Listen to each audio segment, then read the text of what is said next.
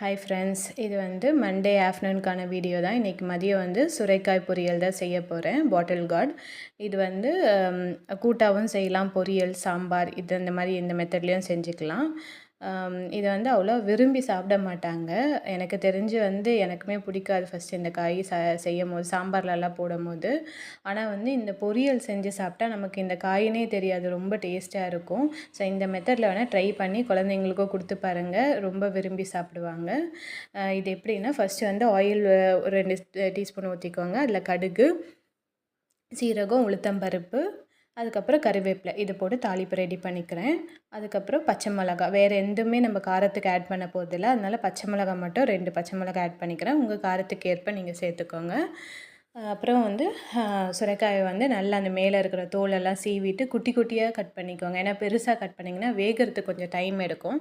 அதனால் குட்டி குட்டியாக நான் இந்த மாதிரி இந்த ஷேப்பில் வந்து கட் பண்ணி வச்சுருக்கேன். மஞ்சத்தூள் போட்டு ஃபஸ்ட்டு நல்லா இதை வதக்கி விட்டுக்கோங்க. அந்த பச்சை வாசனை, மஞ்சத்தூளோடைய பச்சை வாசனை போனதுக்கப்புறம் தண்ணி ஊற்றாமல் இந்த சுரைக்காயை வந்து அதில் ஆட் பண்ணிக்கிறேன். ஆட் பண்ணிவிட்டு ஒரு 2 நிமிஷம் மூடி போட்டு வைங்க. அதுலேருந்து தண்ணி வரும் நம்மளுக்கு. ஸோ அந்த தண்ணியிலே வெந்துட்டுருக்கும். அதுக்கப்புறமா நம்ம 2 நிமிஷத்துக்கு கழித்து தான் நம்ம தண்ணியை ஆட் பண்ணுறோம். சும்மா ஒரு 1/2 கிளாஸ் தான் நான் ஆட் பண்ணிக்கிறேன். ஏன்னா ரொம்ப குழகுழன்னு வெந்துடும், அது ரொம்ப சீக்கிரமாக வெந்துடும். அதனால் வந்து தண்ணி அதிகமாக சேர்க்க தேவையில்லை. ஒரு 1/2 கிளாஸ் சேர்த்தாலே போதும், நல்லாவே வெந்துடும். பாருங்கள், நான் தண்ணி ஊற்றி ஒரு 5 நிமிஷம் நான் நல்லா வேக விட்டுருந்தேன். அது நல்லா வெந்து வந்துச்சு பாருங்கள். மேக்ஸிமம் இதுக்கு தேவை 10 நிமிஷம் தான். இதிலே செஞ்சு முடிச்சிடலாம். தேங்காய் துருகல் வந்து கொஞ்சம் அதிகமாகவே சேர்த்துக்கோங்க, இதுக்கு நல்லாயிருக்கும். நான் 2 பத்தை தேங்காய் வந்து நல்லா துருகி அரைச்சி எடுத்துகிட்டு வந்திருக்கேன். தண்ணி எதுவுமே ஊற்றாமல் அப்படியே ட்ரையாக அரைச்சி எடுத்துகிட்டு வந்திருக்கேன். ஏன்னா பெருசு பெருசாக போட்டால் நம்மளுக்கு கடிக்கும் போது நல்லா இருக்காது. இந்த காயோடு சேர்த்து அதே துருகலாக சேர்த்துக்கோங்க.